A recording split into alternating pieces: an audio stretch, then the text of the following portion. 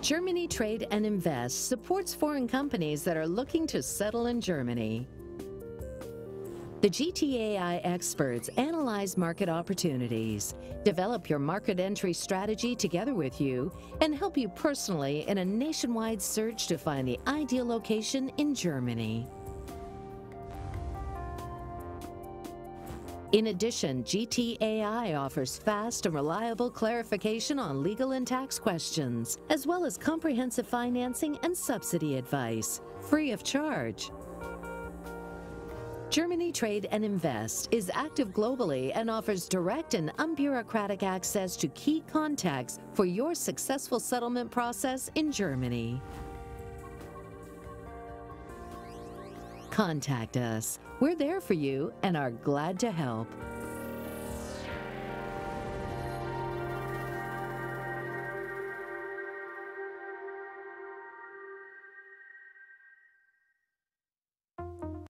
Dear ladies and gentlemen, dear guests, I welcome you today to the GTAI workshop on smart cities in Germany.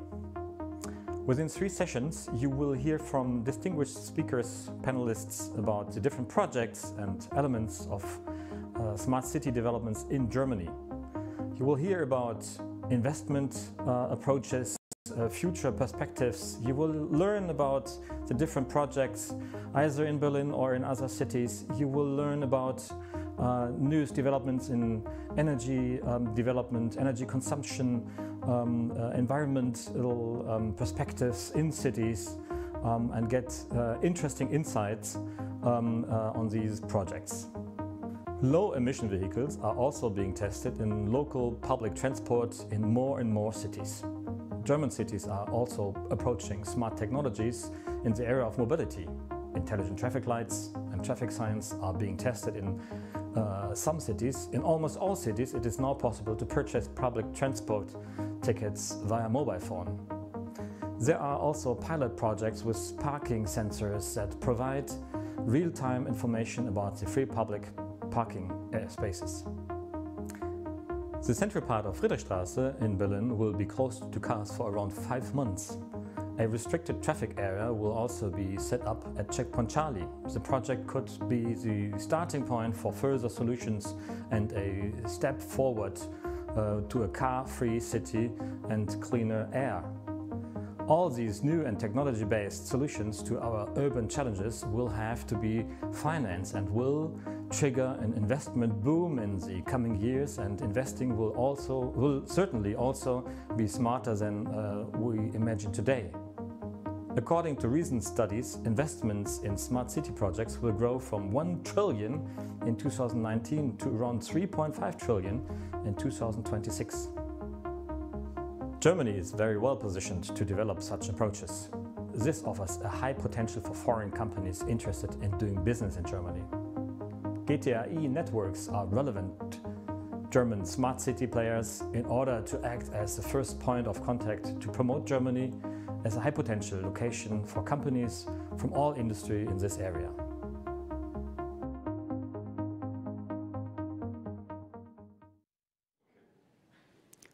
Good afternoon and hello from Berlin. We're live from Friedrichstraße. My name is Michael Bertz. I'm working at GTAI, the Germany Trade Invest, the Economic Development Agency of Germany. It's my pleasure to welcome you all today to our first initiative, to our first event under our new initiative, Smart City Digital Transformation in Germany. Today, we will give you a first general overview about the German smart city landscape. We will talk and discuss also about drivers and innovators for smart city development in Germany. Last but not least, we also have a look what kind of funding and financing opportunities there are in Germany. We also have at Nordic Edge Expo and Conference a virtual booth. Please come and visit our booth. It will be online until the end of this year. We already start to upload different material. This includes video links. This includes PDF. So if you want to learn more about the German smart city dialogue, the German Smart City Charter, where you find the principles for German smart city development, or also if you're interested in the ranking of smart cities, then reach out to the Smart City Index or the Smart City Atlas published by Bitkom. Go to our booth, find the links, and or you chat with us. Maybe if you have time today at the end of this workshop, we can start to answer the first questions. Otherwise, reach out to our colleagues at our virtual booth.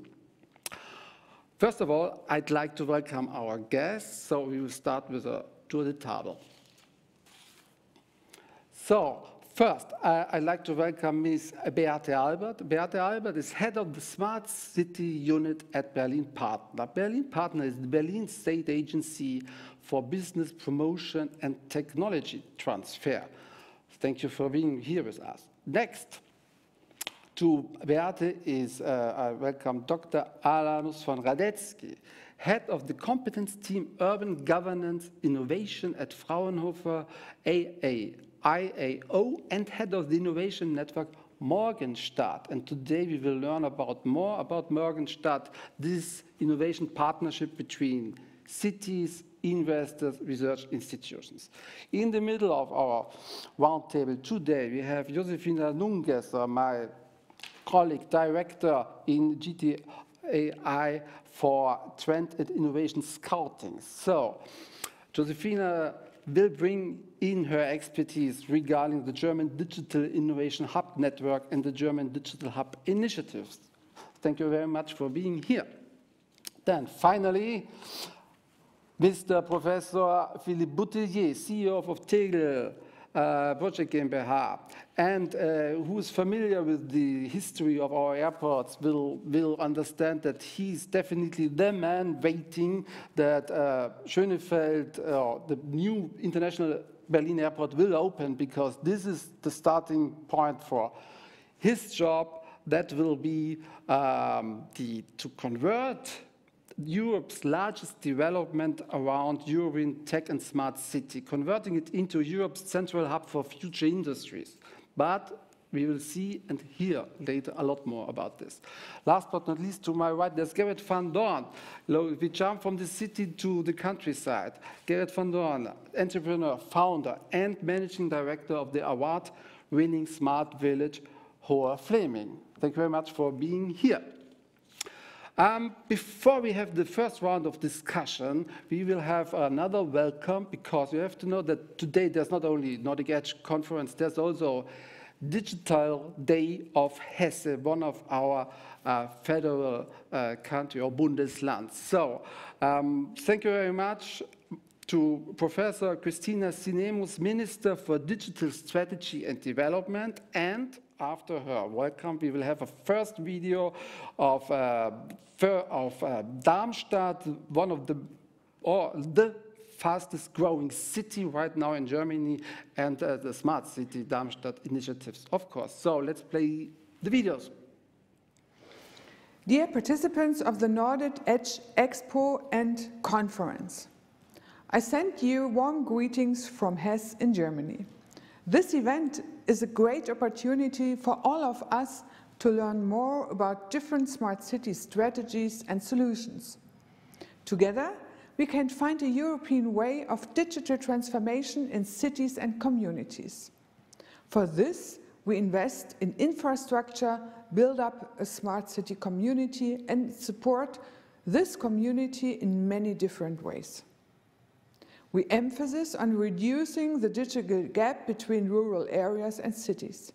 We want to develop Hesse to a smart region. And I can tell you that we are on a good way. There are many success stories, like in my hometown, the digital city of Darmstadt, and other model projects all over Germany. 3 things are particularly important. First, digitalization is not an aim in itself. It has to be useful for people. Second, citizen participant should be a base.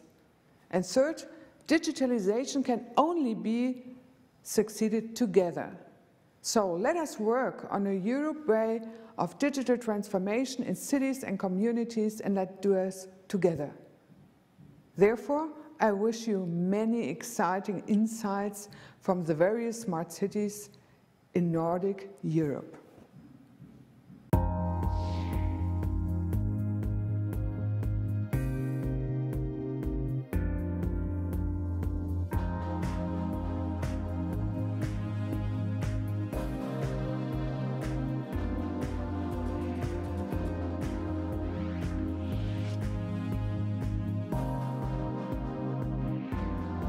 Wir wollen weiterhin mobil sein, am besten auch ökologisch mobil sein. Deswegen haben wir schon seit Jahren ein besonderes Verkehrsmanagement aufgebaut. Da unterstützt uns jetzt die Digitalisierung ganz massiv, weil wir beispielsweise digitale Mobilitätsketten aufbauen können als Alternative zum motorisierten Individualverkehr.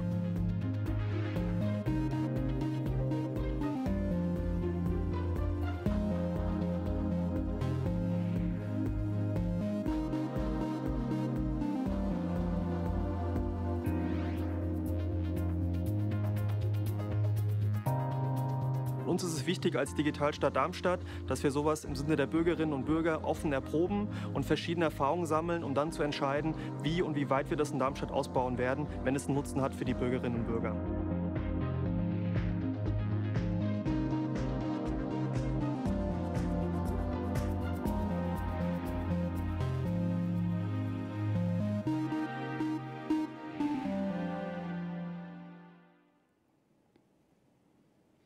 Okay, hello again from Berlin to our workshop, Smart Cities Germany.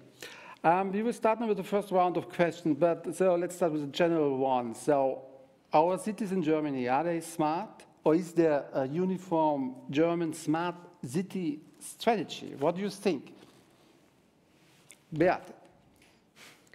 Yes, I think there are plenty of cities and communities in Germany which are very smart or starting their ways to a smarter city or community. So I see the strong will of many stakeholders, being it the civil society, being it the corporates or the startups, and of course the public administration, for solving problems together. So there's a change of mindset of cooperation and co-creation. Yes, there are. Okay, thank you. Alanos. Yes, thank you very much. So are German cities smart? I'd certainly say some of our German cities are very smart, and I would count them sort of into the into an upper range on European level. In Europe, or in Germany, in the past, we've had a couple of state-run programs that supported smartification of our cities, and it's important to understand that some of them, they were coming from different angles. So some of them, the Future Cities program started more from the perspective of carbon neutrality and citizen participation. We had others looking more on resilience, etc. And we had a fantastic private sector also supporting with applications,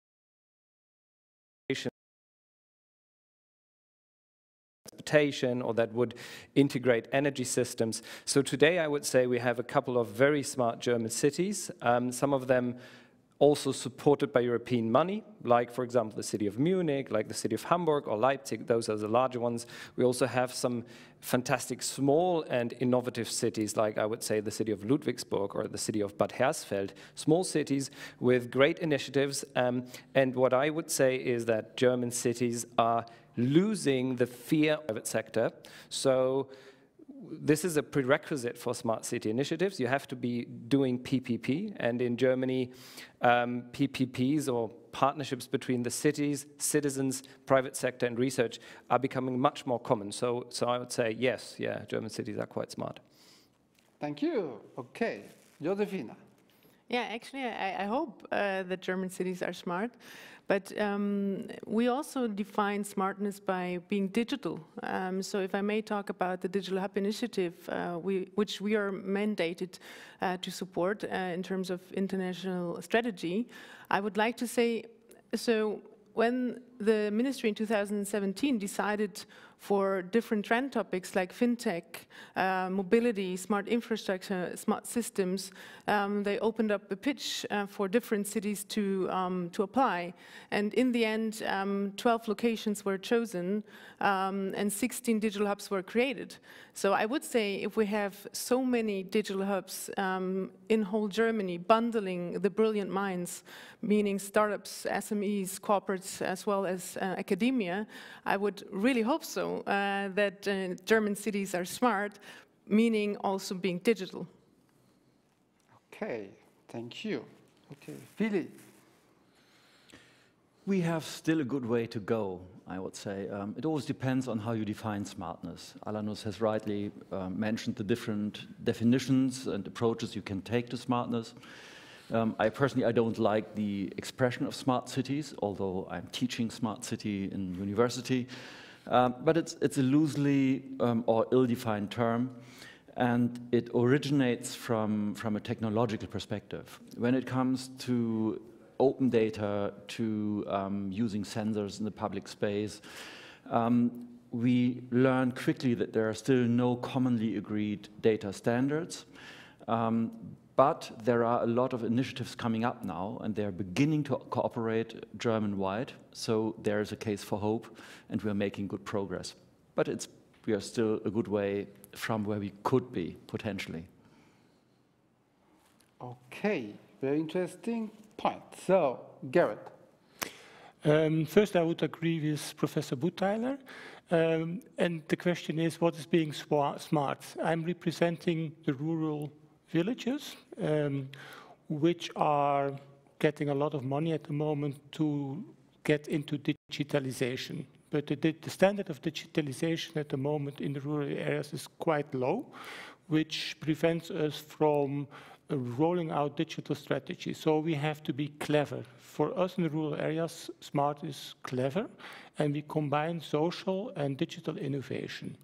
And that's also what we are doing at the moment in the city of Bad Belzig. Okay, so very interesting first point. So I understand this when we talk about data. My question here is when there's a lot going on now, will our cities then in this area still working in silos, or will we manage to have these solutions, general solutions for more cities in Germany? Because this is an interesting point, I think. Yeah, I might say something to that. So I think there's 2 points. On the one hand, all of the cities need to, and also have realized that, need to stop working in silos, need to link the silos and work across all the departments and closely together with their municipal companies and the citizens. There is a lot of governance involved. There's a lot of organizational transformation involved in this. There's a lot of open questions around standardization, data exchange formats, etc. And this is a process where we are progressing slowly, I would say, but also most cities have recognized this as a key demand. Now, when you talk about data in silos, I think that's another question. So the one is the cross-departmental collaboration to drive more holistic and integrated projects that would support the sustainable development of our cities and communities. The other one is what is the data angle to it? And the data angle is quite interesting, because in the past we've seen a tremendous amount of partially very good pilot projects coming out of the different sectors, right? So you would have a pilot project on air quality, you would have a pilot project on a bike sharing in a city, you would have a pilot project on renewable energies. You would collect the data that you need for that project, you would aggregate it, you would do something with it, and then out comes an application that runs on that data. But now, as we go along and more of those projects emerge, we find out that we can use that part of the data, those data sets, also for other applications. That means we can reuse one individual data set. And in order to be able to do that, we need a much more coherent data layer in our cities. And that is also a question of standards, of open source solutions, of data exchange, and of integration. That's something that we are working on, and I think all of Europe is working on at the moment, to provide cities with that coherent layer of data that would enable them to run much more applications on that data. Okay, thank you very much. So because you are in charge of Morgenstadt, then when you're in contact with all the other cities, are you then discussing with these cities from different countries also the idea to develop common standards in this area? Yes. So I would say there is substantial work that has been going on in the European Innovation Partnership on Smart Cities and Communities, which is basically fed by the SEC1 Lighthouse projects that are supported by the European Commission. Lots of them today at the Nordic Edge Expo, lots of them in collaboration with us. And here there are action clusters on the European level, but there's also standardization activities going on, and we are part of that dialogue, and we're also encouraging or helping and supporting players from Germany to take part in that dialogue, to set the standards, to define. So we, for example, there is a German standard, the DIN spec 91357 on open urban data platforms that's been developed in Germany, and there's a sort of similar process on European level. It's the European Innovation Partnership on Smart Cities and Communities reference architecture for urban data platforms, and those are linked. So it sounds a bit complicated, but it is very necessary to drive those initiatives in order to facilitate digital applications in our cities that run in Berlin, that run in Bad Belzig, and that run in, I don't know, Nottingham. So this is very crucial in order to have a sort of single European area of digital transformation and smart city applications. Okay, thank you. You mentioned Bad Belzig. So, Gerrit, where you see the difference then between smart village, smart city, or isn't there a difference right at all? I think there are differences. The first difference is that the level of digitalization and the availability of internet in rural areas is less available than in the cities. So also citizens are less used to use online apps. They're just not available. Although they know about certain apps, they haven't downloaded them because sometimes they're not working in the rural area.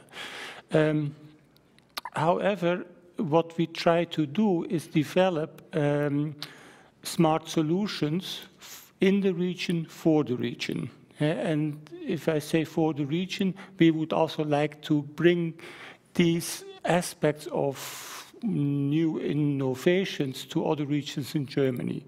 And I think also combined with your earlier question, are we working in silos? I don't think so, because there is a huge network of smart villages, smart cities around Germany, which are closely connected and even getting connected more and more. Okay, thank you very much. So now we will continue. We have another video example too, and this time we have a look at what is happening in Berlin, Berlin Smart City, and what's about the Urban Tech Republic. So please, can we see the next two videos? Thank you.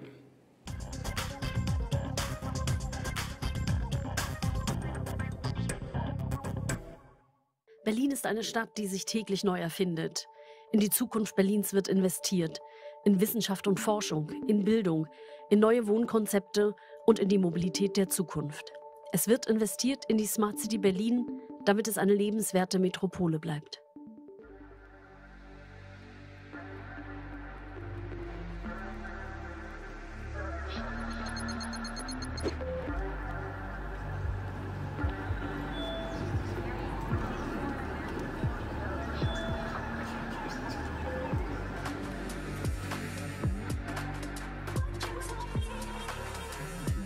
Berlin fasst den Smart City-Begriff für sich sehr weit. Mithilfe von technologischen, sozialen und ökologischen Innovationen möchten wir Berlin zukunftsfähiger gestalten, lebenswerter und wirtschaftlich prosperieren.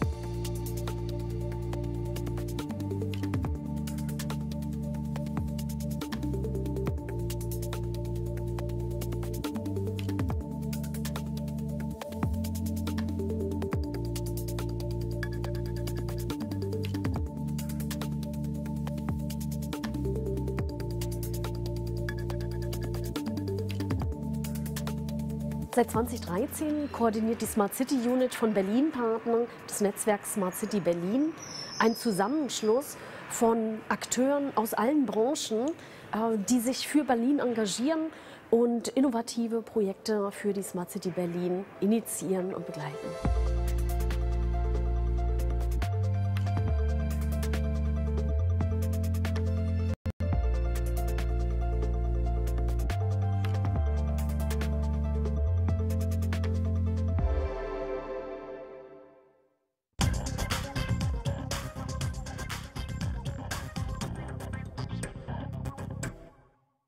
How will the people of tomorrow live? In the next 4 decades, we will create more urban space than we have in the last 4 millennia. We should build smart cities. Cities in which every rooftop absorbs the power of the sun, wind or rain. Perhaps someday, all aeroplanes will be fueled with sunlight instead of kerosene. Maybe streets will even store braking power. And when do you think we'll start teleporting? We'll make steel as light as plastic and plastic as sturdy as steel.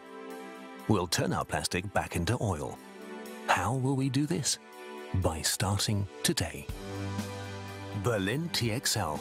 Think city, think future. From Tegel Airport, urban technologies take off. At Berlin TXL, ideas take flight. And from here, products find their way to markets. Startups meet academic research and industrial enterprises. Students meet engineers.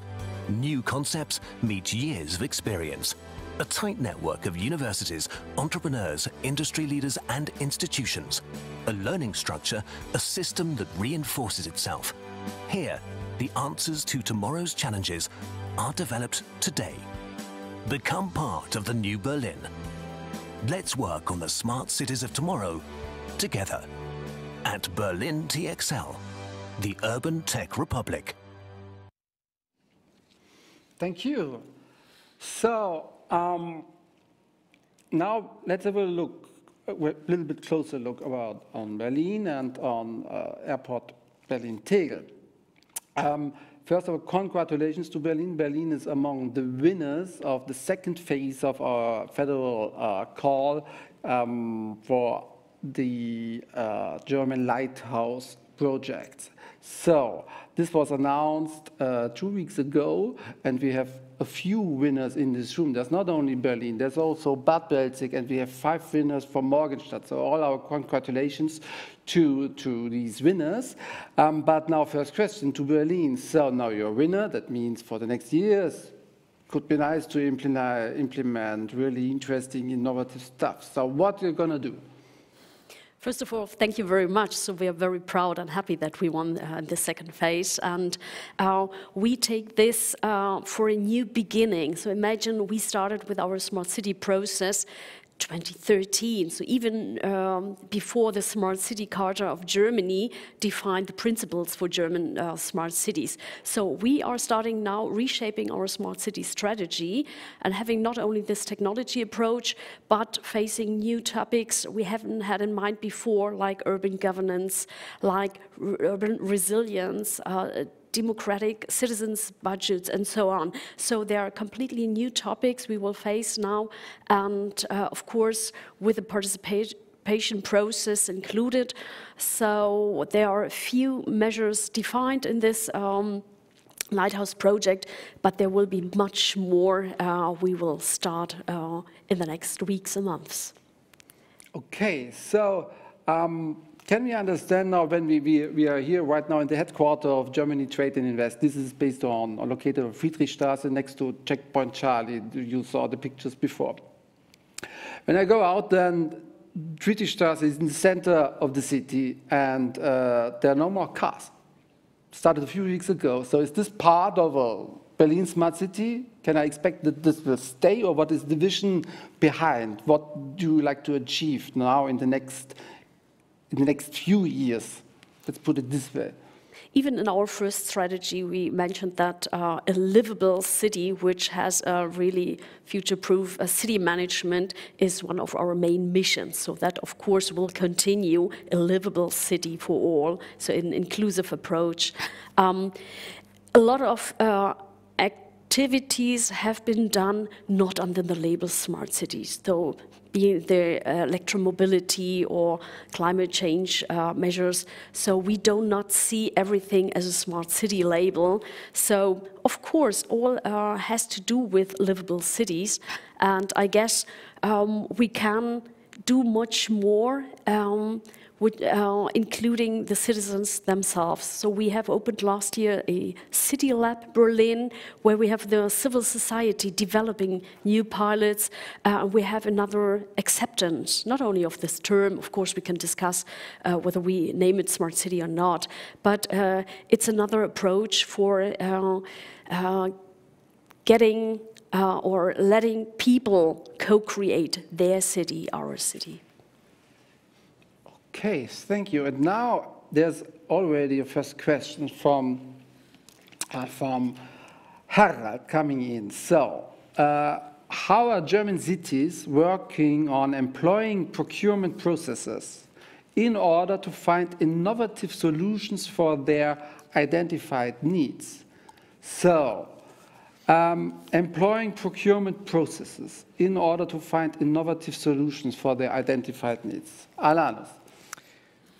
Well, on the one hand, Germany has signed ratified the EU Procurement Directive from 2014, which enables all German cities to apply innovative forms of procurement, such as PPIs or innovation partnerships.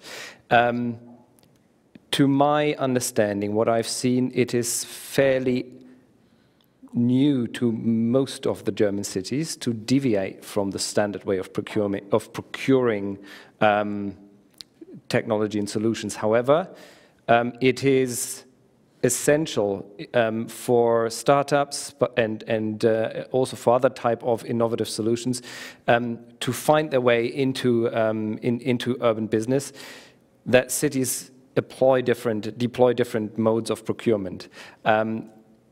There is an institution in Germany which is supporting the public sector on applying those new forms of procurement. And I can say it from one example which we have done with the city of Ludwigsburg, where we've used the instrument of the innovation partnership to set up a joint innovation procurement process together with a larger company. It was a large German company on an urban data platform. So that is an instrument that in some instances German cities have used already.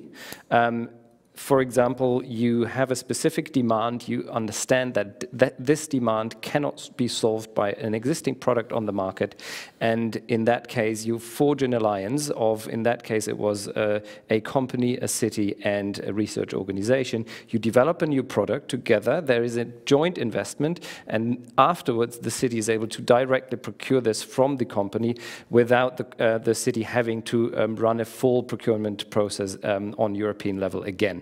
So this has happened and this is working, but frankly speaking, we need to see much more of this, and my hope is that cities in Germany wake up to this and understand that the procurement instrument is a way to really leverage a more innovative urban development. Thank you very much. We will discuss later a little bit more about financing, funding, opportunities and possibilities. So, but now, the Urban Tech Republic, Berlin-Tegel, the former or the future former airport from West Berlin, let's put it this way, will transform.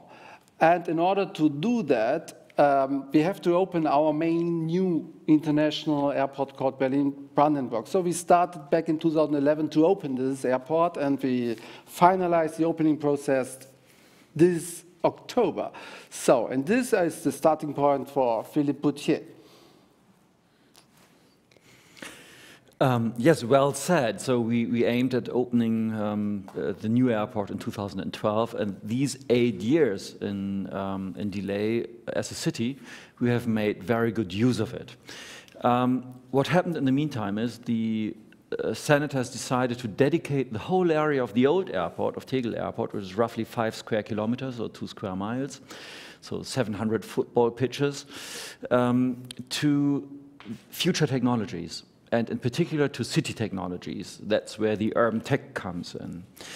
And the other part of this urban tech republic is the republic element in it, because it's all about people. And Beate has mentioned it before, and Alanos as well.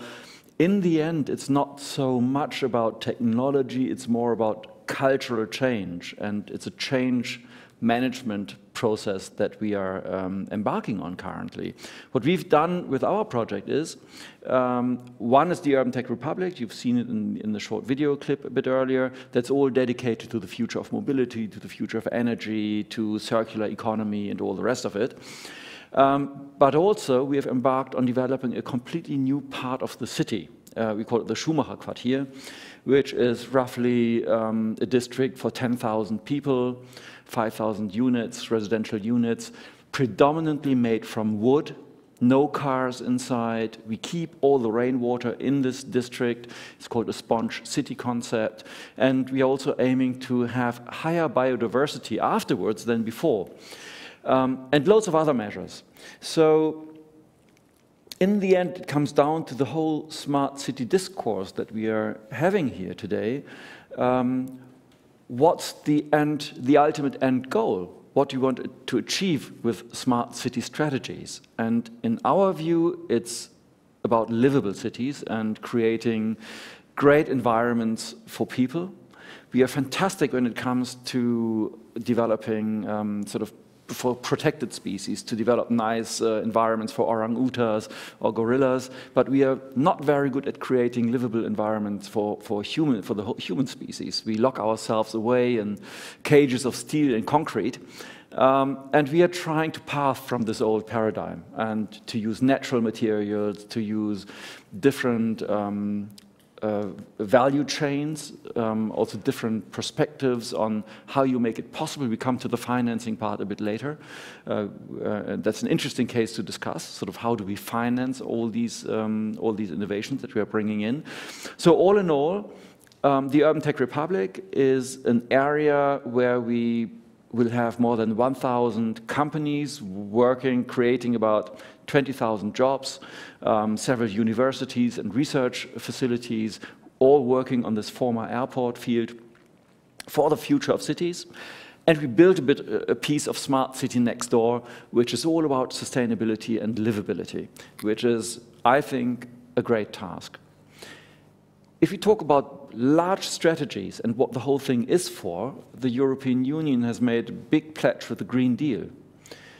And in our opinion, to become carbon neutral by 2050 is only possible if we embark on a path of radical digitalization.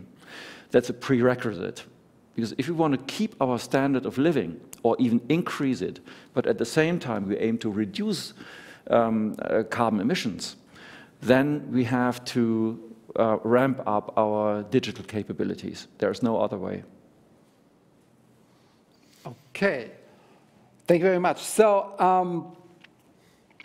Tegel, this airport is located in the northwestern part of Berlin, very close to the city.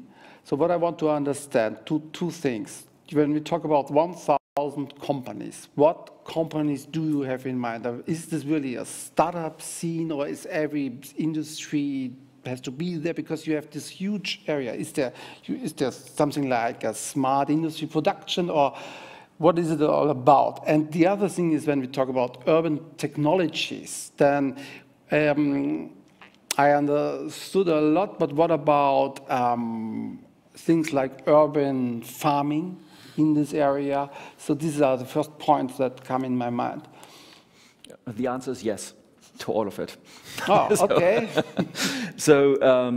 We are looking at the whole value chain of innovation. We have a scientific core where we have several research facilities, universities, all in the domain of urban tech. Then we have perfect startup facilities. We have smaller plots of land for small companies where new ideas can get commercialized. But we also have industrial areas of 80 hectare for industry, so that from idea generation to mass manufacturing, you have the whole value chain covered in this one piece of land. And that's pretty unique. I don't know of any other project doing that so radically as it's been applied here. So when I say yes, it's for startups, it's for medium-sized companies, it's for large industrial companies, and all together, with all these partners, we are aiming to create this new ecosystem for urban innovation and new technologies that all should pay into a more sustainable world.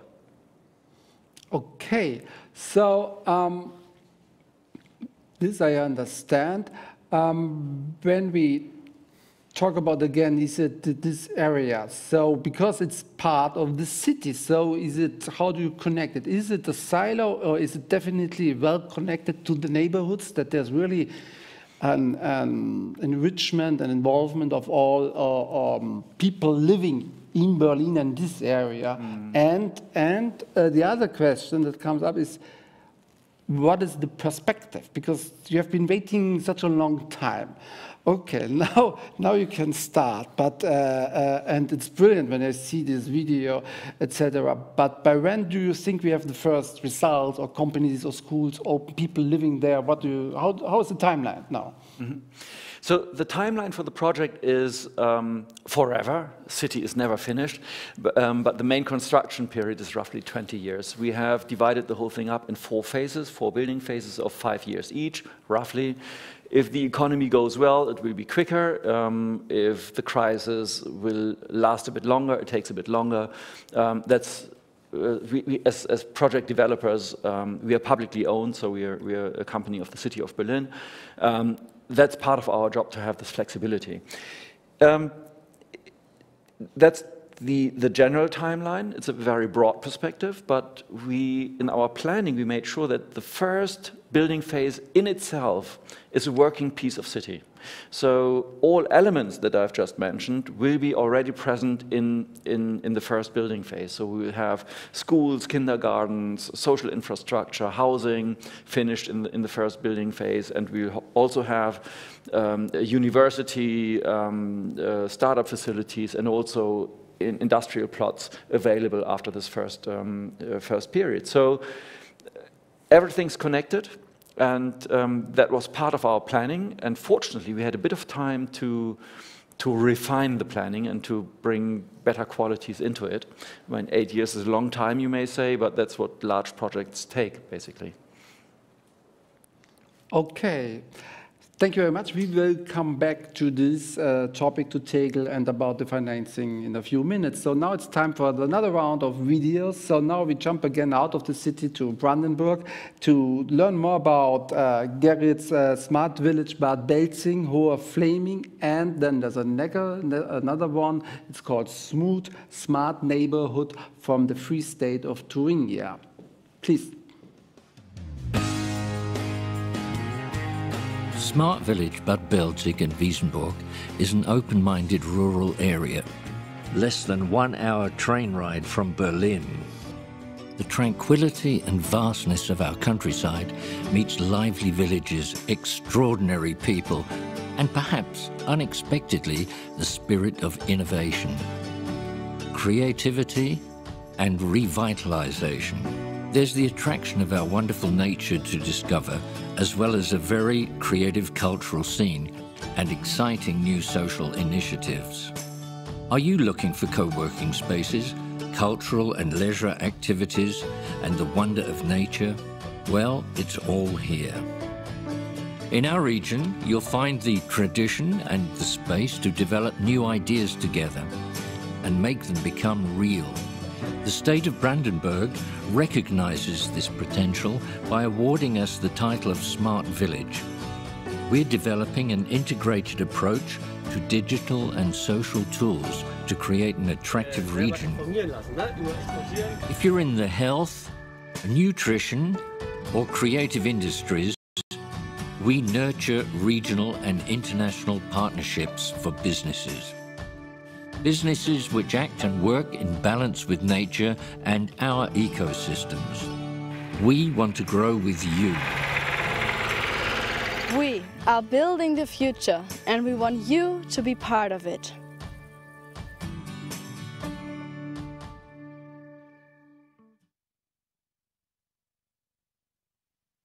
Pollution, climate change, global heating. We have to stop overusing the planet. Developing an idea of the sustainable way of living, that is SMOOD. Sustainable, our new quarter information model, so-called QIM. QIM is the integrated platform for all stakeholders involved in the upgrading project. The major project settings are optimized for using a brand new simulation tool and can be controlled along the entire chain of planning and modernizing as a one-stop shop. But now, let's move on to your new SMOOD hardware technologies. In order to temporarily store heat from various sources on site, we are developing a geoheat storage system. The subsoil is converted into a seasonal heat store using special underground construction technologies. This decentralized heat reservoir is able to compete economically with the currently cheap natural gas. Another innovative solution is our new horizontal geothermal probe. Despite limited space, our new probe technology will exploit the previously unused potentials of geothermal energy on site. Storing electricity on site is another major goal in energy-efficient city planning. Our team is developing a new battery for the entire neighborhood. It is the key feature to enable new mobility concepts and tenant-owned energy production models. Locally produced electricity will be stored and sold on site at lower costs than any grid-based solution and makes the quarter independent from the grid. SMOOD Act, our new neighborhood-based energy management system, allows us to merge, control and monitor all relevant components and processes of renewable energy production and consumption on site. So SMOOD Act provides a more cost-effective energy supply on site as well as an improved operational management system for higher-level suppliers. Altogether, our advanced products and services will enhance the quality of upgrading residentials. By sustainable and life cycle optimized modernization strategies, by neighborhood scaled energy production and storage, and management tools for continuous energy saving. Low carbon emission, low energy costs, satisfied tenants. This is our vision of future in smart neighborhoods. Be smart, feel good in your sustainable neighborhood.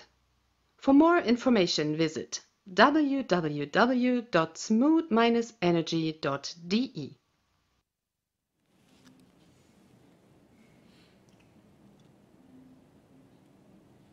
Thank you.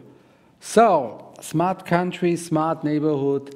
What we like to understand now is during the last months, we all had to stay more and more at home, doing home office, starting more and more with digital meetings, with webinars, all this. And some people really discovered, okay, this is working quite well, or maybe it's working much better. So, and some people started to develop the ideas, okay, instead of living in Berlin, paying higher and higher rents, why don't I stay outside in the countryside? Because if I can do home office and I only have to go 1 or 2 times every week to Berlin, why not try that? So my question is, the smart country, the smart region, is it then the future smart city maybe, Garrett?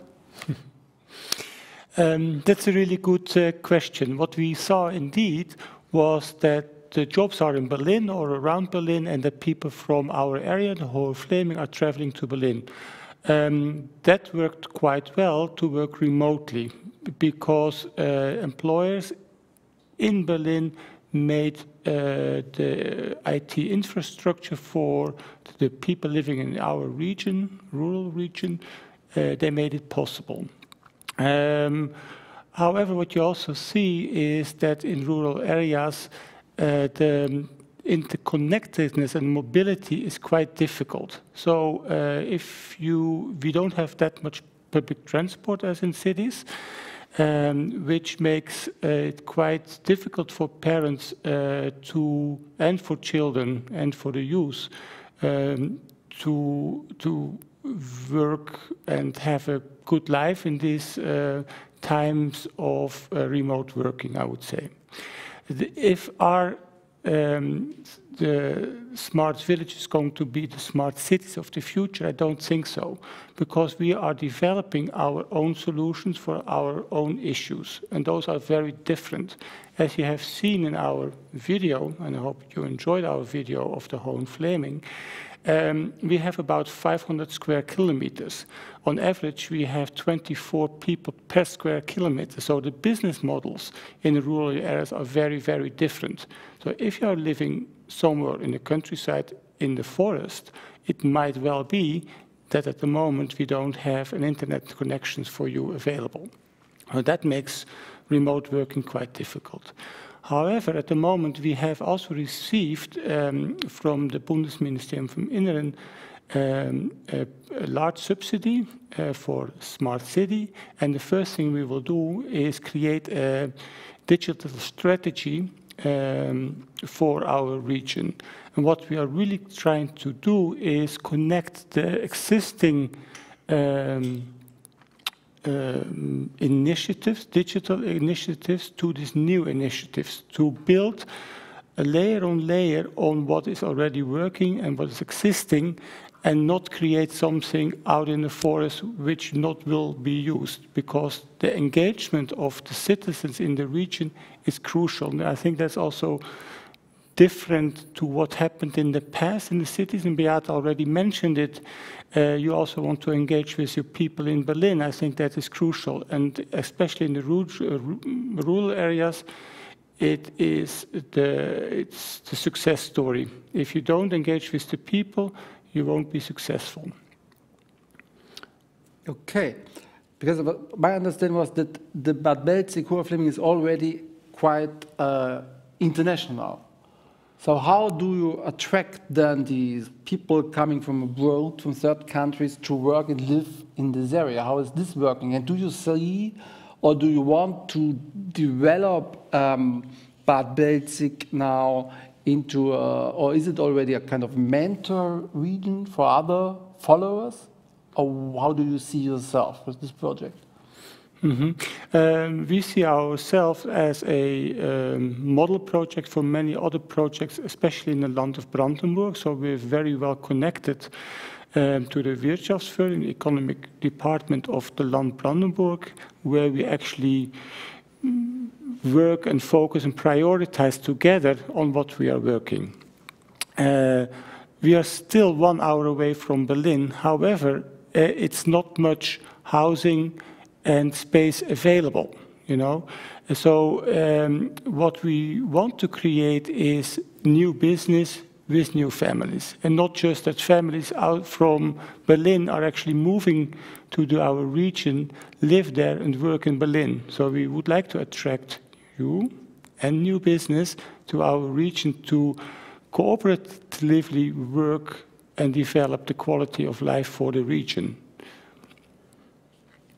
Okay, thank you very much. Then when we think about the second video is so smooth, smart neighborhood, when we talk about electric storage, when we talk about is there a critical mass as well related to the development of smart cities, etc. I don't know, what do you think? Yes, thank you very much. So the question is based on the issue, like, is the smart country becoming the smart city, the new smart city, which I believe is not the case, because we have to see that a lot of the smart city technologies, they use data and digitalization to provide services in a more efficient way, or to help cities reduce their carbon footprint, or to help us reduce the use of natural resources. So through applying smart technologies, we are able to, for example, stop owning a car and just using one because we can find it on our app, and have a smart transaction system in the background. Now, these systems, obviously, they need a critical mass, and therefore they work in high dense cities. They work where there is a lot of people that are depending on them, or that can use them. The higher the better, the denser the better. This is nothing new. I mean, we know it from public transportation. This works based on the same principles. There is, I think, only a handful of public transportation systems in the world that operate profitably. Because they are in very high dense zones, all the others do not. And that also accounts basically for smart city solutions, which we would like to bring to the countryside. And we must be aware of this. If we want to, let's say, bring sharing systems to the countryside, we have to be aware that this means that we have to subsidize it. There is not a business case by itself. So if we want to provide the same solutions that citizens in inner and dense cities profit from also on the countryside, we need a different way of funding it. We need to subsidize them. And also, this also applies for other technologies. Let's say, for example, the issue of heat networks. Lately, we've been piloting cold heat networks where we are able to balance heating and cooling against each other and drastically reduce the amount of primary energy that you need to put into those systems. They are a fantastic technology. Sort of low-tech on the hardware side, but high-tech on the digital side, that enable cities to drastically reduce their carbon footprint and their energy consumption, but they also only function if there's enough input and output to those systems. So basically this means, as for the smart countryside, we need to think about what are the key issues that we can solve with smart city solutions on the countryside. What are the issues that need to be dealt with there, and then try to apply them. And I think there is quite some huge potential. For example, also in the mobility sector, if you think about autonomous buses, or small little buses that they operate autonomously, and they come on demand. They don't have a fixed time schedule. They could enable people on the countryside that maybe do not have a car become more mobile, or elderly people in the countryside, because they can operate in the future more economically than a transportation system with a fixed timetable and bus drivers. So there is some potential, but we have to carefully look at it and see what makes sense in each case. Okay, thank you very much. So autonomous buses, we will now discuss a little bit more about innovation drivers, how are smart city strategies developed, or what is the role of startups here? Is it that a hub is always part of an urban ecosystem? Are cities kind of launch pads for digital transformation? So before we start the next round of discussion, we have some more videos from our D-Hub initiative, the German Digital Innovation Hub initiative, plus 2 practical examples. One from MediaTek Hub Potsdam, Brandenburg, and another one from the Free State of Thuringia, the Bauhaus Mobility Lab. Please.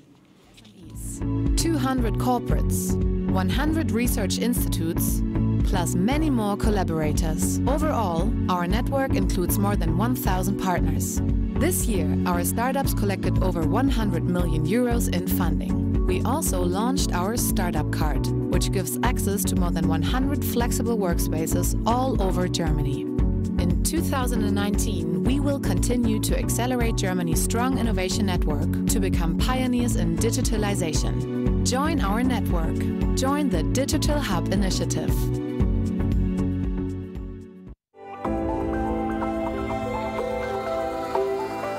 Welcome to the Media Tech Hub Potsdam, an open community from industry, science and institutions that work on digital engineering and media technologies. Home to a pioneer spirit of innovation from Albert Einstein to Hasso-Plattner. The Hub is where know-how and imagination combine to create the future technologies which continue to shape our world, for media and beyond.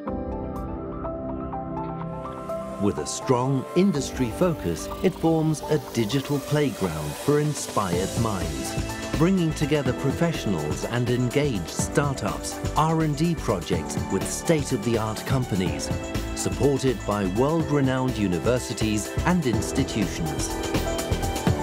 Join our unique media network, engaging and connecting with leaders in media tech with easy access to local funding for businesses and projects. And build from here new international cooperations into the future. Media Tech Hub Potsdam, the first and only hub on media technologies within Germany's growing digital ecosystems.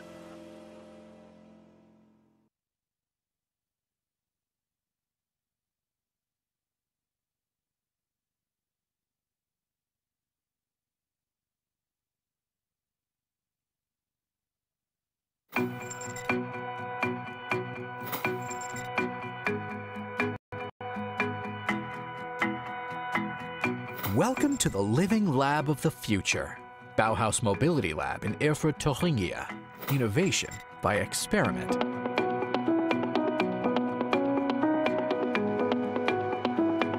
The Bauhaus Mobility Lab is designed as lab as a service. It offers you the possibility to create, develop, test, and monitor new ideas and concepts for products and services in mobility, logistics, and energy.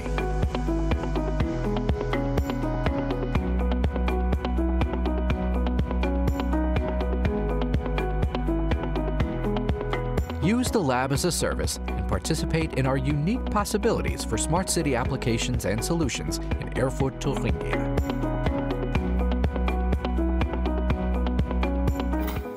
Get in contact today and stay keen. Thank you very much. So, Josephine, a digital innovation hub. Can you explain a little bit where's the connection to smart cities? Where are they in Germany and what are they doing? Yeah, so actually when I see the videos of the Digital Hub Initiative, it always warms my heart because it feels like a family. So if I just quickly elaborate on the Digital Hub Initiative, so basically it's 12 digital hubs, or better to say 12 locations with 16 hubs.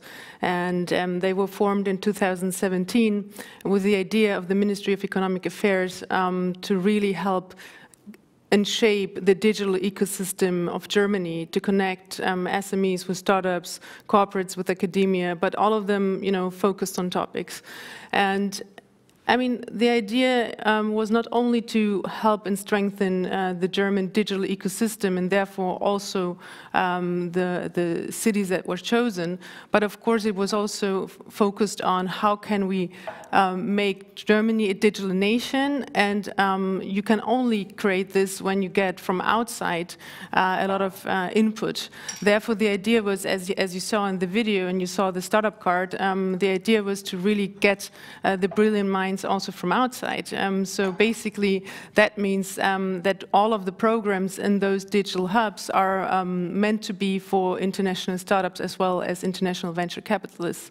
So our focus is not only the topic of smart cities, but it's also the topic of innovation, digital innovation. And so I wouldn't be able to answer your question if the Digital Hub Initiative was the initiator of creating more for smart cities, but it's definitely the initiator to strengthen digital ecosystems in Germany, and therefore also with the focus of inviting foreigners, international startups and venture capitalists, as said, because we are a strong believer, and you saw it with the Media Tech Hub in Potsdam, which basically also does video films with Hollywood, by the way, in Babelsberg. So it's you cannot think of digital ecosystems, or I would say also smart systems, or smart cities, better to say, sorry, without looking internationally.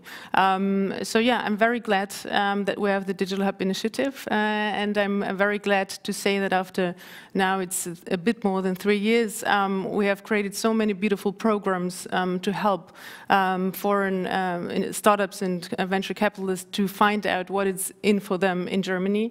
That my hope would be that we can be kind of a facilitator or a booster and support a little bit the creation of smart cities in Germany.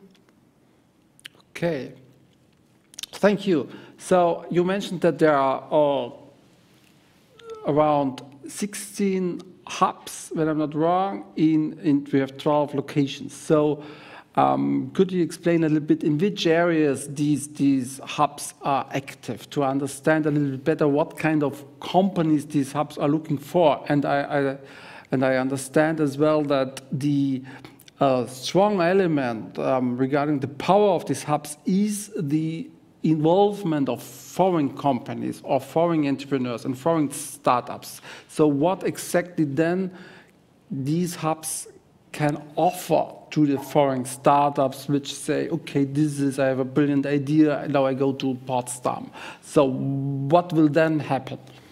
Yeah, so hopefully lots of international startups are looking now at this workshop, because this goes out to you. So our idea is, as said, the Digital Hub have different topics. So you have everything. So whatever business model you have, we will squeeze it in some of the Digital Hubs. We have IoT in Berlin, FinTech in Berlin, FinTech in Frankfurt, cybersecurity in Darmstadt, AI in Karlsruhe, digital health in Mannheim, Ludwigshafen, Nürnberg, Erlangen, also digital health, mobility in Munich, smart infrastructure, smart systems in Leipzig and Dresden. We have also Munich and Cologne, sorry, for InsurTech. My goodness, and Hamburg and Dortmund for logistics. I mean, we have everything. And what are we offering besides the topics, who I think should be sexy for everybody, because it's the trend topics chosen by the German government. And I think we covered almost everything. So what we offer is the network. Well, we used to offer co-working space, which is right now in times of the pandemic crisis, maybe not the most interesting thing about it, but you have accelerator programs that you can be part of. Of course, you have to apply for them. But I think what is much more important is you get the network, and the network is worth a lot. I think if you're an Israeli, Polish, Portuguese startup whatsoever, and you want to come to the German market and you don't, you're just not known and you want to expand, I think the best thing to do is use us, use the Digital Hub initiative, basically the digital hubs, and then we can offer you to, open the doors for you. Because once you become part of one of the digital hubs, that means you can use all of them because you're part of the family. So being part of a family, I think, can be very useful because it guarantees you that at least you will knock, potentially you will not need to knock on so many doors because a lot of them will be open for you. Okay, thank you. So the doors will be open. Is it that you are registered for this event, for Nordic Edge conference? Doors of Nordic Edge are open until the rest of this week. So if the young startups now want to reach out to you, then I guess you're still available as a participant. So you can ask for chat video directly to Josefina if you're interested in the Digital Hub initiatives, I think. Of course. Okay, thank you very much. So when we think about the innovation and when we think about urban technologies, the development, so we want to understand a little bit better who are the developers, who are the initiators. We have Morgenstadt, we have Alanus from Fraunhofer Morgenstadt with us, and here it's about urban innovations. Maybe you can a little bit explain to us how it works. Yes, thank you. I can at least try. So who is the innovator who brings in the new solutions and the ideas. Of course, in Germany, as everywhere else, you have, a fantastic startup innovation ecosystem with, small, very innovative startups like Green City Solutions or Hawadawa or Park Here, or you name them, hundreds. We have cities with great ideas. We have large companies with great ideas like Deutsche Telekom or like Bosch or Siemens or huge companies. But I think what is particularly interesting for the startups for the smart city innovation ecosystem in Germany is actually the organization I'm from. It's the Fraunhofer organization, the Fraunhofer Society, because it has a unique constellation, and other countries have tried to try to create something similar like the catapults in the UK, haven't quite succeeded. I think Fraunhofer is quite unique. Why is that so? So Fraunhofer is Europe's largest organization for applied research.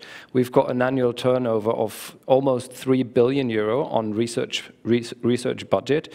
In Germany, we've about 75 research institutes all over Germany, most of them focused on technology, on natural science, on engineering. And the key for the Fraunhofer Society is it's a non-for-profit organization, partially funded by the German government, and with a clear task and goal to support innovation in the private sector. So basically what we do is, what Fraunhofer does is, it takes ideas that come out of basic research and works with the public sector and the private sector to bring them onto the market, make them, make products out of it, so applied research. And the Morgenstadt initiative, the Future Cities Initiative of Germany, is run by that Fraunhofer Society. I've been heading it for a long time, and it was basically 12 of our institutes who formed an alliance together with cities, together with different companies. So overall, we have been working with more than 100 cities and companies over the last almost 10 years. And we've pushed, certainly 50 to 60 innovation projects into pilots. The key approach for urban innovation, I think, is that you understand the demand. You really need to understand the demand. You need to have tools to not fall for, let's say, the one who screams the loudest or the one who says this is very important, but you need to have a tool to understand, yes, this is a real demand, we have an issue here. We are being inefficient, we have an issue. So then you need to pilot, you need to work together to collaborate between research, business, and the cities in order to understand what is the problem we solve, what is the technologies that we use and the approach that we need, but also how would that be able to transform into a sustainable business model, because we also want this to scale, we also want this to take off. And then out of this, you basically create an innovation ecosystem that once you have designed and piloted a solution, you find business models and partners to bring that to the market. The key for that, I believe, is the financing models. And I think we will talk about that in a second, because I believe the financing models as they are for the moment are maybe not the most adequate ones for the smart city. The smart city has a dire need for better PPP and public-private investment models, but I believe we will come to that in a second. Thank you. Okay, thank you. Very interesting. So, so I imagine now there's a smaller city somewhere in Germany, and thinking, okay, urban technologies, we have to become smart. We need. According to your experience, how are German cities initiating this process? It's a kind of process also of digital transformation. It's the uptake of digital technologies to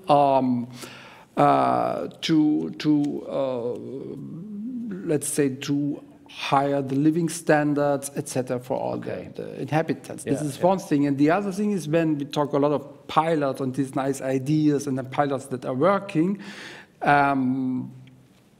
but then do you see that's only, we will discuss this in a minute, the question of money itself to bridge this so-called gap or valley of death, it's innovation, lower TRL levels, and then you bring it up to the market? Is it that it's just money missing? No. Or is there another issue to really commercialize these pilots then? Okay, thank you. On the first question, do you want me to be honest? I suppose you want to. So how do medium-sized German cities initiate smart city projects? I'm a bit exaggerating, but in principle, there's two cases. Case number one, you have a highly motivated mayor who really wants to push the best for the city and also wants to harness the potential of technologies and innovation for the city, and who comes in with a great vision and really starts to mobilize everyone in the city administration and in the ecosystem. And then all of a sudden things start to happen. He provides a budget, he appoints the right people in the city administration, and the city itself starts to have the right ideas and the right processes. That happens not very often, but it happens. So it happens, it does happen, but not so often. So there's a few good examples. I named some of them, which is the city of Ludwigsburg with the former mayor Spetz. He was a great person, and he personally pushed that process in the city. The same for the city of Bad Belzig. And I could name a couple of other small and medium-sized cities that have this drive also in the leadership. But to be honest, the key impulse that instigates smart city strategies and innovation and processes is funding programs on the national or the federal, like the state level, right? So we have it's a federal state, so we've got the state level, and on the state level, each state has a different funding structure. Some of the largest states, like North Rhine-Westphalia, Bavaria, Baden-Württemberg, have initiated own strategies and funding programs, and they've been quite successful. So, for example, in Baden-Württemberg, we have been educating over 400 digital guides as members of city administrations. So that means by now we have 400 people in cities only in Baden-Württemberg, that's the southwestern part of Germany, where you have city administrative staff that has been educated in digital transformation and smart city technologies, and they from there take it to into the city. So that's quite a good approach, and there's others. What I've seen, the first impetus often is a funding program on state level, like we've seen in the lighthouse cities on European level, like we've seen in the lighthouse cities on German level. Now to your second question, is it always the money? Is that the only thing which is missing? It's not, no, it's not money that is missing. It is, well, it's quite a complex issue. I'm not sure how much time I have to talk about it. But on the one hand, it's leadership, right? And the key issue I have seen so far, or I believe we have to overcome, is that we still think in the category of risk when it comes to smart cities and innovation. But we do not think in the category of risk if we continue doing what we've been doing in the last dozens of years. It's much more expensive if we continue to what we have been doing in the last years. This is going to cost us a fortune in Germany and in Europe, but still we think of risk when it comes into investing into sustainable, connected and smart technologies, because they don't have that much proof of concept, and they may not have such a high return on invest so that it would justify a higher level of risk in our investment. So this to me at the moment is the key issue. Who is willing to take the risk? And since the private sector is only partially willing to take that risk, we need a continuous stream of public funding, be it from the municipal level, be it from the state level, be it from the federal level, that supports smart city applications wherever they need the support. So that's basically one conclusion. Thank you very much. So back to Tegel, small question. The Urban Tech Republic, is it a kind of hub as well? That's the whole idea, that we are creating a platform. I mentioned before that we are trying to apply as much of our current knowledge in our own project, particularly in the residential part, but the whole idea of the Urban Tech Republic was to bring people together, companies together from all over the world, really, to make this urban change happen. So we are more like curators, if you like, and bring together these people to work together and make business from building better cities. That's the whole idea. Yes, it's a hub, of course. Okay, thank you very much. So, before we go in detail now, what kind of financing, funding possibilities there are in practice, to understand better what our winners will do the next years, and what there is in for companies from abroad, I'd like to introduce you to my colleague Daniel Stevens from Germany, Trade Invest Manager for Finance and Incentives. And he will, with a few slides now, explain a little bit what there is in for foreign companies in Germany. Thank you. Thank you, Michael. Yep, I'll try not to keep you too long. Just to present a short overview of financing opportunities in Germany, particularly relevant to lighthouse areas that Dr. von Radicki just referred to. More specifically, I'll take you through financing options in Germany in terms of grants, loans. We'll have a particular look at research and development funding proposals, and then we'll touch briefly at the end upon the model project smart cities, or the lighthouse projects referred to just now. Germany's incentive system allows comprehensive financial support, as you can see. Particularly relevant to Germany's incentive system are small to medium-sized enterprises. Those are companies with 250 employees or less, or a 50 million euro turnover or less, and or a 43 million euro balance sheet total or less, according to EU definitions. What Germany Trade and Invest would do is help you identify the programs, help you on the application, and help you identify suitable financial partners for your projects. Looking initially at grants, Germany offers up to 40% cash grants, which is a great headline number. The 40%, as you can see from the table and the map of Germany on the right-hand side of your screen, applies to small enterprises investing in certain areas of Germany. The areas there that are coloured are those areas that are eligible for grants. This is an EU grant programme, which should have ended at the end of this year, but we've recently been informed that this program will be extended by another year. Small enterprises get the maximum amount of funding, and then medium and large enterprises receive correspondingly less as you go through. What is worth noticing is that half of the lighthouse projects that you've heard about are located within these grant regions. Moving on to other financing options, we look at loans. Germany has a very active state economic development bank, the KfW. What you see on a screen is a representative selection of a vast number of different loans. Many loans can also be used for very specific purposes, which tie into smart cities, such as energy efficiency. On the left hand, the startup loans, the Gründerkredite for companies wishing to start up their operations in Germany, give you very benign conditions, up to 3 years of principal free and an interest rate starting at a very low 1.5%. The middle loan is the ERP capital for foundation is for companies who are established but are looking a little bit more to scale up and can bring a little bit of their own equity to the table. As you can see, perhaps the most important aspect of this is that the loan term is up to 15 years, and 7 of those 15 years can be principal free. What this does is to assist companies who are looking to scale up, assist them with their risk management. As Dr. von Radicki just said, the risk management is an extremely important aspect of the Smart Cities program. On the right-hand side, are much more standard public loans for companies of all sizes who are established in operation for more than 5 years, correspondingly slightly lower interest rates, and up to a 10-year term, 2 of which can be principal free. All of these loans are designed to minimize the risk. All of these loans are designed to buy companies time, to allow their projects to bed in and to take the time to become successful.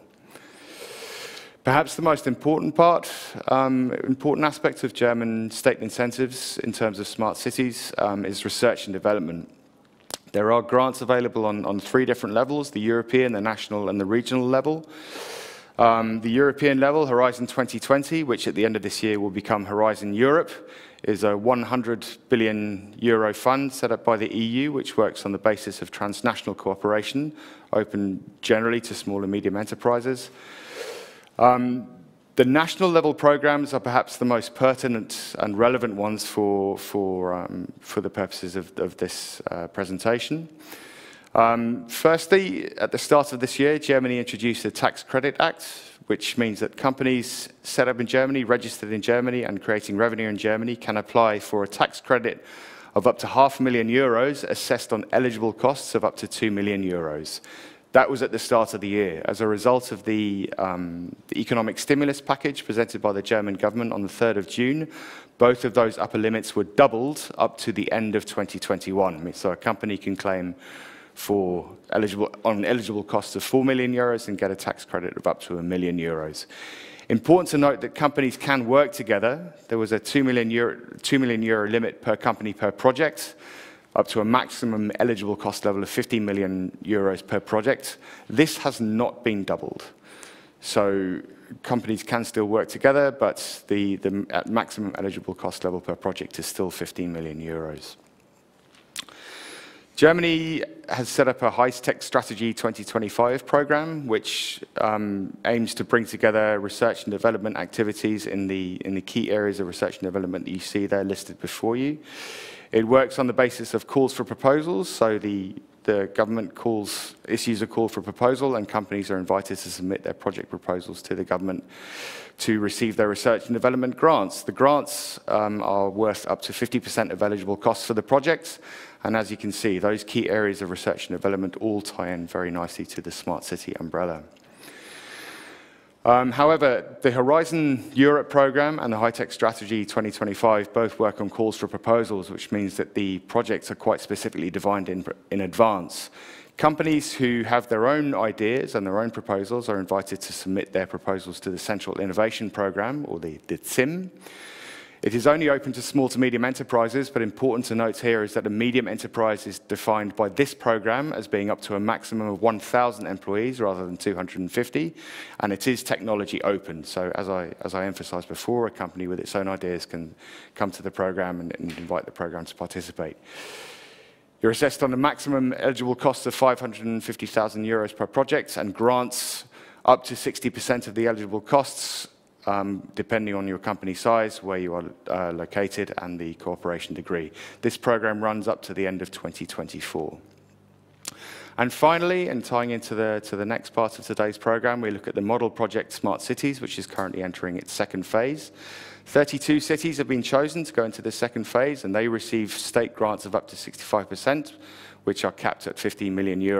These grants are for projects in digitalization, strategies improving their quality of life, for districts, not just for cities, for districts, regions, city networks, all metropolitan areas. This creates opportunities for partnerships on the basis of the calls for proposals, as we've mentioned before.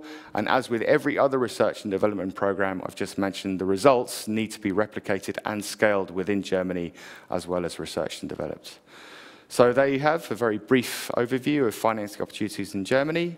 I will pass you back to Michael with a short exit note that unfortunately at the moment we can't meet you in person, but we'll continue to offer all our services for free during the current crisis. And if you have any questions as a result of this, you may feel free to contact me on these details you see on your screen before you. Thank you very much for your time. Michael, back to you. Okay. Daniel, thank you very much for this really very rich presentation with a lot of different elements regarding funding system Germany as well. You will be able to find the presentation, of course, in our library of our Nordic Edge digital booth. Will be uploaded there, will be available for the rest of the year. So you mentioned in your last slide the model project Smart Cities. So this is the so-called German lighthouse call, and I mentioned earlier before that we have some winners among us. So maybe Beate, can you summarize a little bit how this is working? Because we saw that a lot of money, it says cities can ask, or cities, communities can ask now for up to 65% reimbursement for grant, etc. Can you explain a little bit?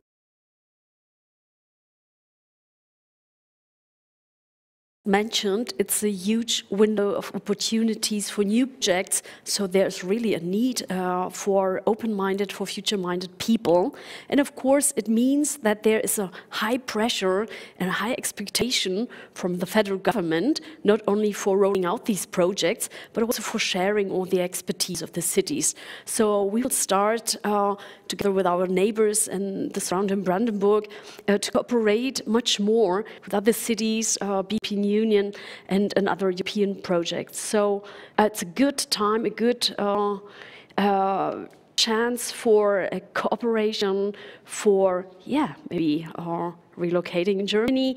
So it's a huge wave starting again in Germany. Okay. This is already quite interesting. So what about people interested in working in this environment? Talents, what are you offering there? I mean, of course, a new strategy needs participation processes. So a lot of people, citizens themselves, are invited to co-create the new strategy and to define what their demands, their needs are. So it's not just the citizens themselves, but all the the active people, the talents, being it students, but also corporates to define how our cities become better. Okay, and back to you, Philip, the platform you are creating with the Urban Tech Republic, you will reach out to these young talents as well and to the whole ecosystem. But we wanted to understand better the financing of this project, to understand better, okay, there's this huge airport, it's with 1,000 companies you're expecting, with 5,000 residential new structures, rooms, etc., apartments, etc. How is this financed? How we have to understand this?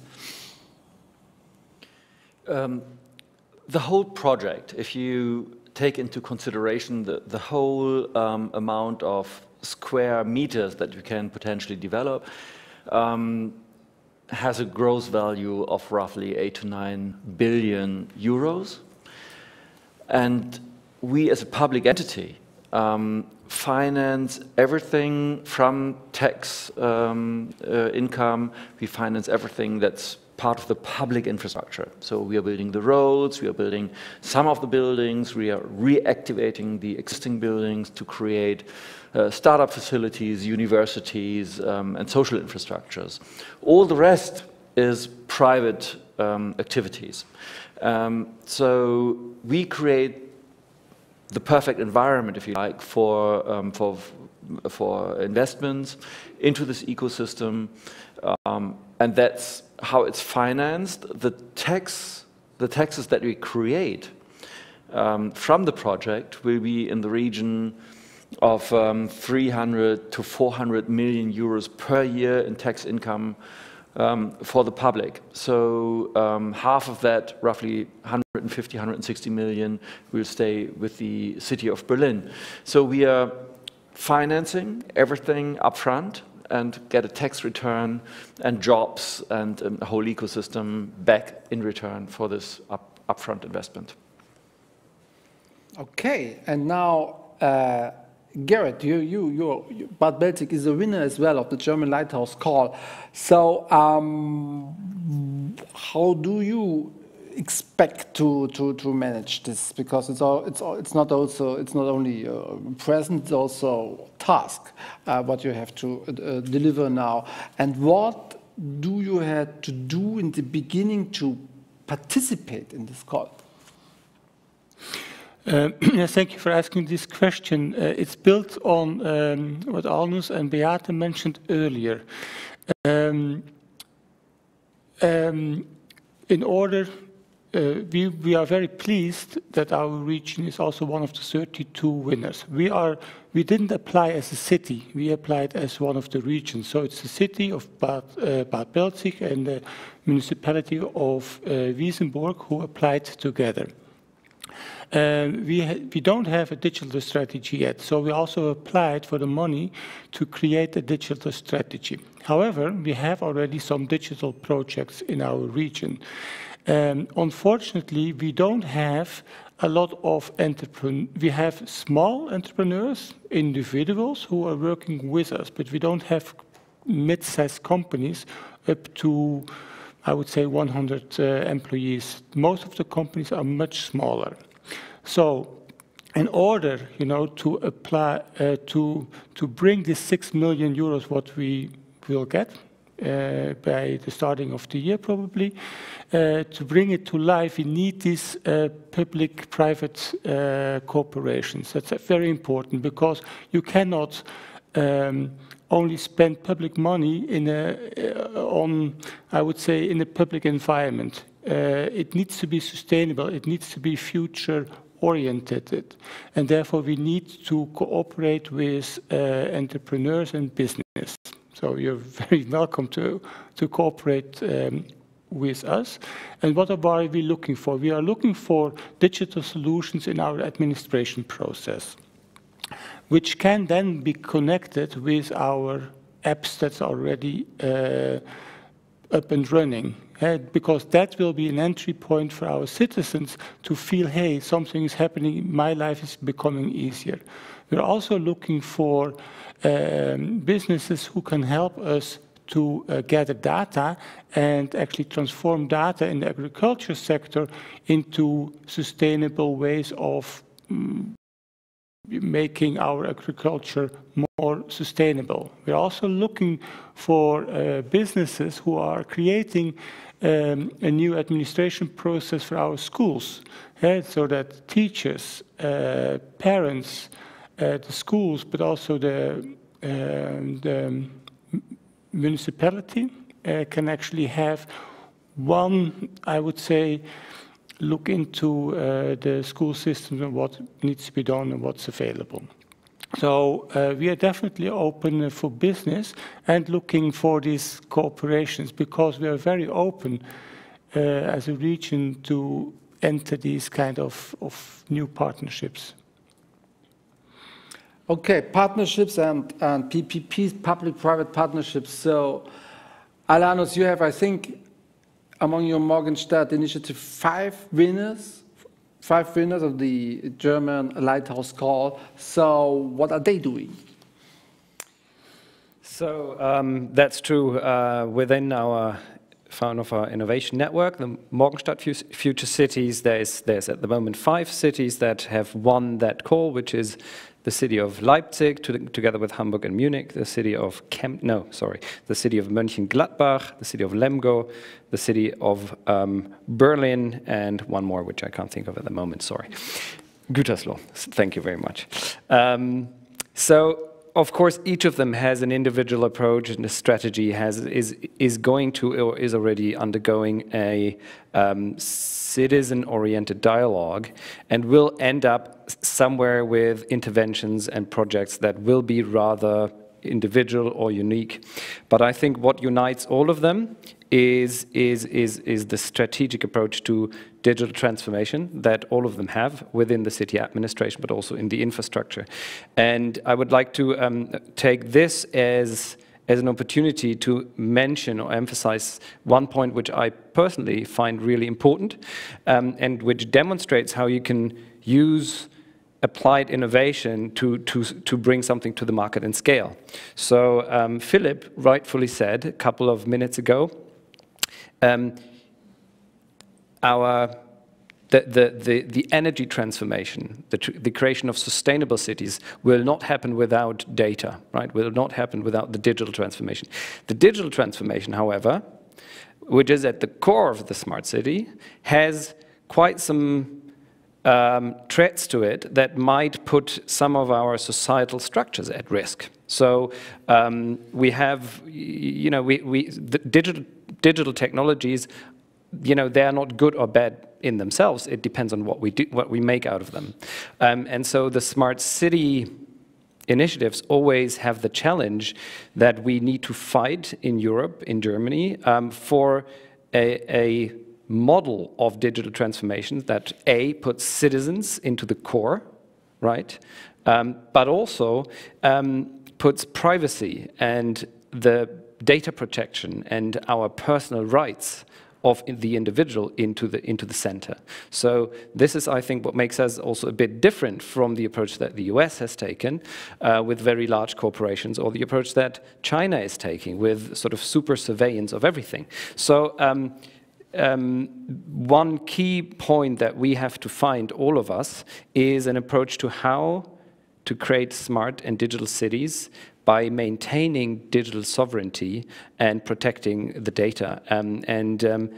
One basic outcome of Fraunhofer research in the last years has been an innovation that allows for data sovereignty across the data value chain. What does that mean? Data sovereignty basically means that the data owner, the one who creates the data, can define who can do what with that data. Right? And not only say that or write that on a piece of paper, but hard-code it onto the data set so that the application is only able to do with the data what has been allowed up front.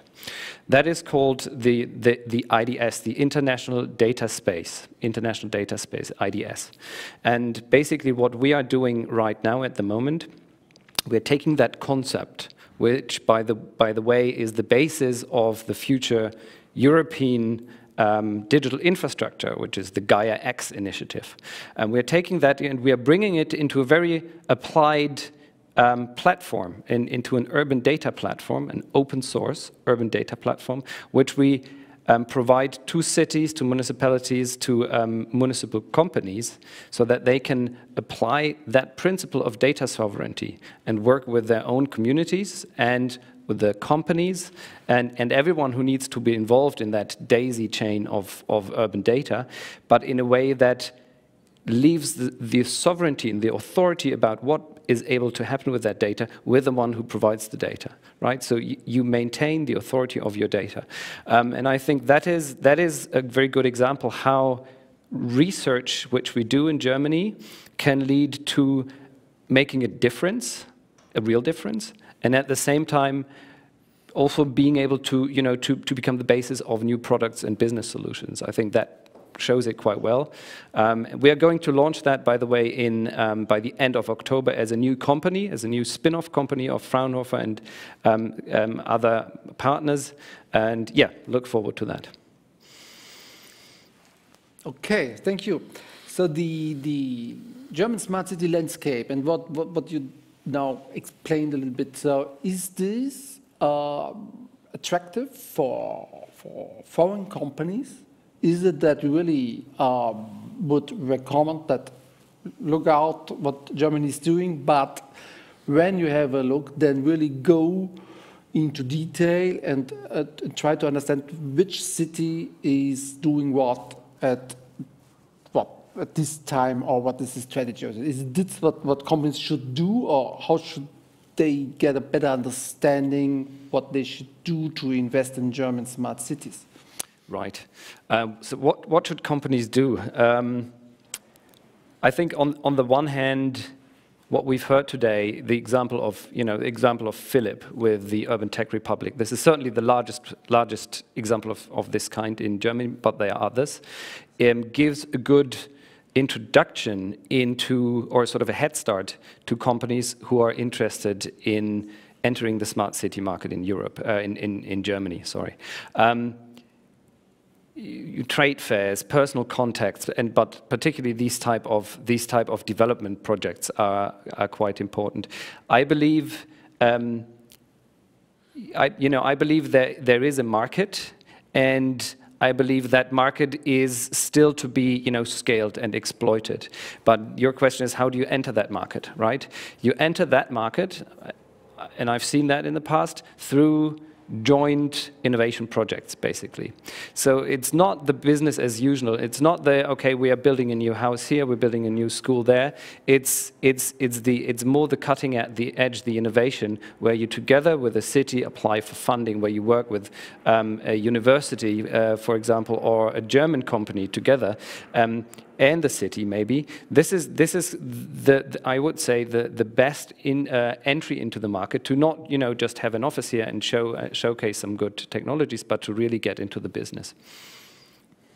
Okay, thank you, Philip. I would like to add upon what Alan has just said, because it's so important for the whole smart city discourse. It's all about data in the end.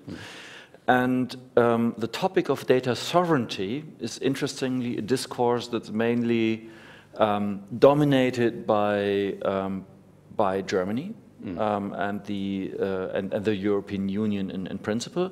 And we have now begun not only to collaborate with global corporations on these issues to develop common standards, but also with a set of other cities internationally.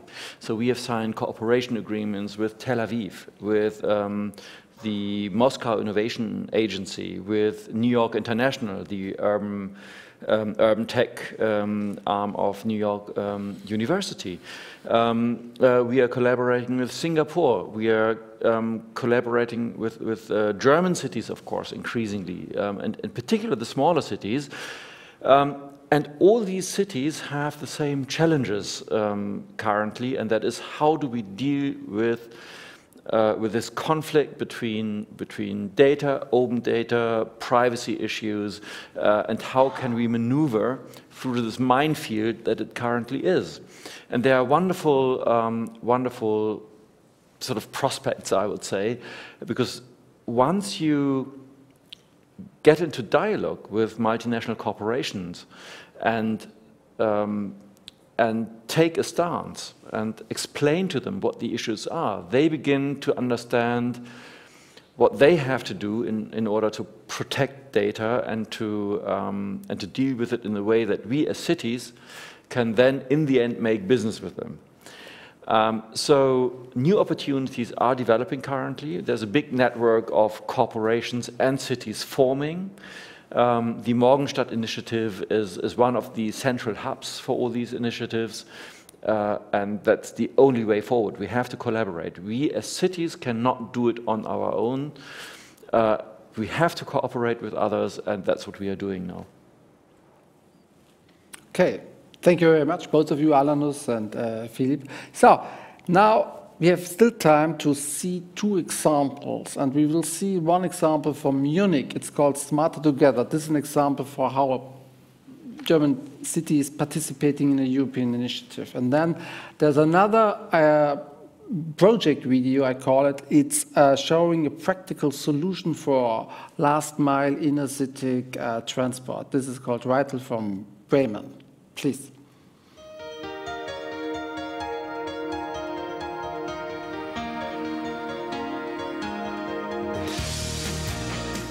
Smarter Together entwickelt und testet zukunftsfähige Lösungen für München. Dabei stehen 4 Themen im Mittelpunkt: Energie,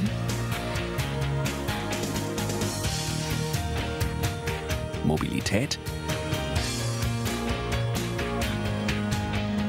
Technologie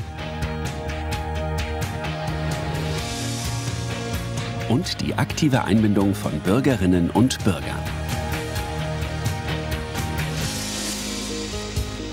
Großes Ziel von Smarter Together ist, die Lebensqualität für die Bürgerinnen und Bürger zu erhöhen.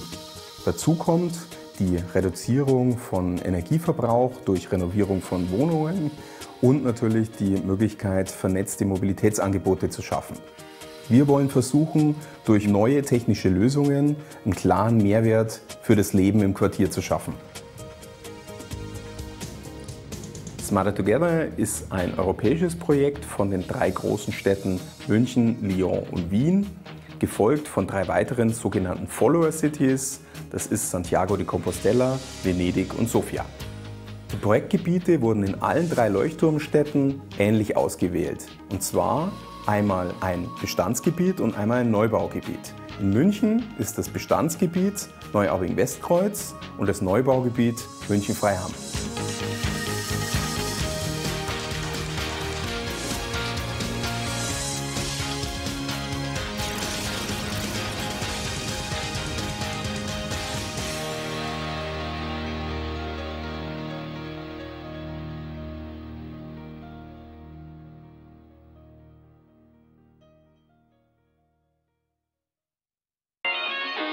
They have been used in our roads for a long time now. Delivery bikes. Hop on and we'll show you how we imagine the urban logistics of the future. Based on Speedliner's over 25 years of experience in the production of transport and delivery bikes, the future-oriented startup Reitel, part of the Krone Group, is revolutionizing last-mile logistics.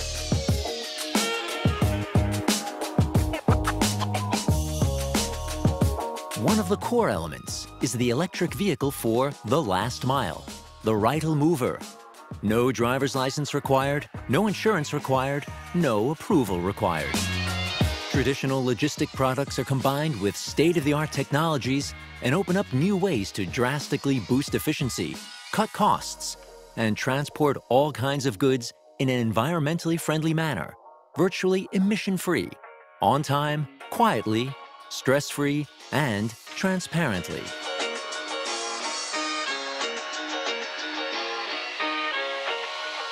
The driver registers for the transport via app on a mobile device and sets off on the route. The mover is loaded up with the Reitel box. Up to 9 of these can be stored in the flexible Reitel Hub, a mobile container solution.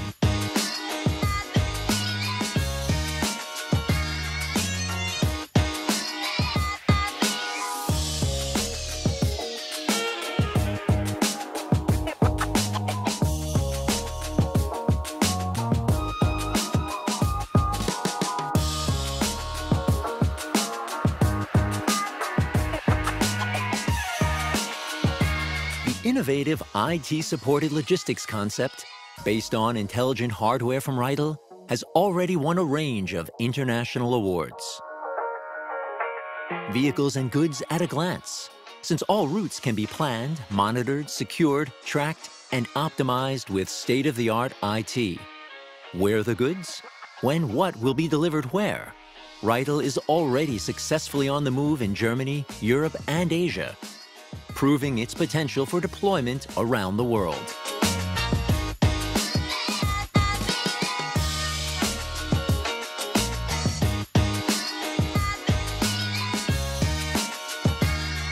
We make the last mile more efficient and greener. Come and join us on our journey.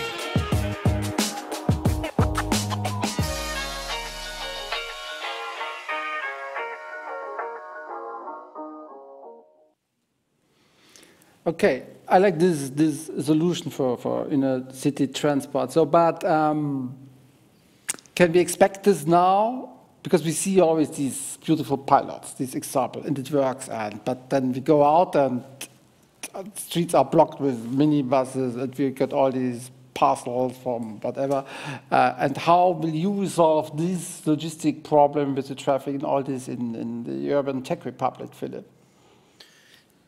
Particularly in the residential district, we have banned cars from the inside, so we have no other option than using solutions like Reitel or other. We have mobility hubs to park cars away, but there are no parking spaces inside of the district. So we have thought about new mobility concepts and logistics concepts, and yes, the last mile will be a multitude of solutions. One is you pick up your parcel at the mobility hub. The other is you get it delivered to your doorstep by services like Reitel or others. And a third one is maybe the rubbish collectors also bring you the parcels, whatever. So there will be a multitude of solutions. The important thing is that you have a mobility guarantee inside these districts. If you take the car out of the equation, you have to make sure that public transport is perfectly organized, that you will always have a mode of transport when you arrive at your home or want to get away from your home. Otherwise, people will not accept it. And that's part of the planning process, to include people, to make sure that you cater for their needs. Otherwise, they're not going to accept this brave new world that we are entering upon. Okay, thank you. We have one more question from outside. I'm not sure if it's a question or a comment. I leave it up to you.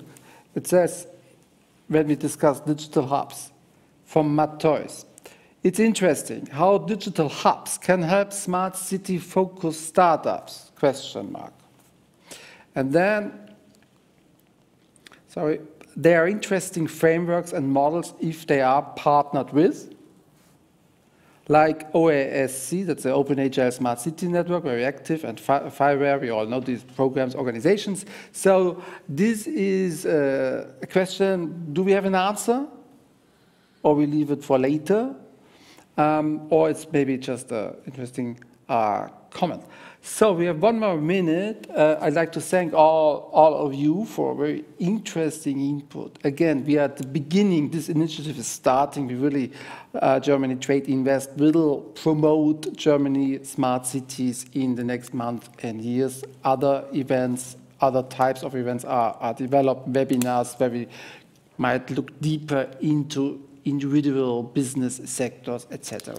Hopefully we can see each other at Smart City Expo Barcelona. We try, we're not sure it's everything, because all these events, thanks to the organizers of Nordic Edge, I know it was a huge issue, work to get a physical event online. And when you're involved, you really understand what does it mean. It's not that you have a homepage. It's totally different.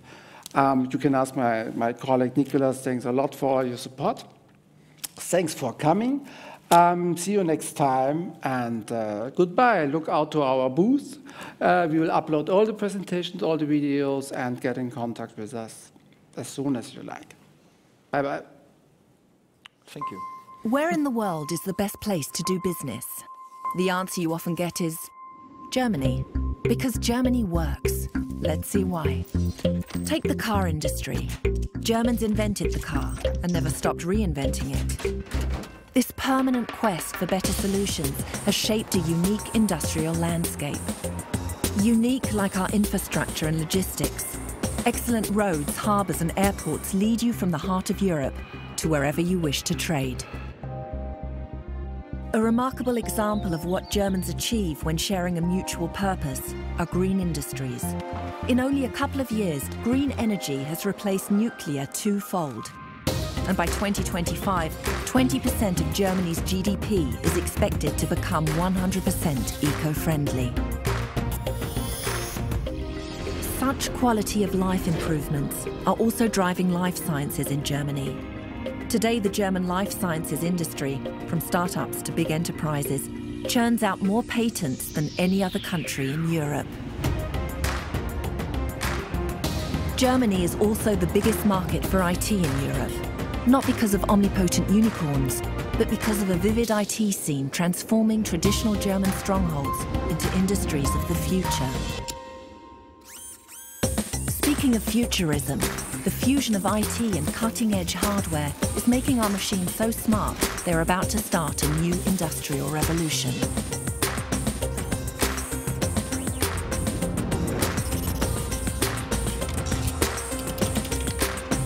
You see, Germany works because all of its parts work together. A smoothly running engine that powers business. Your business. Germany works.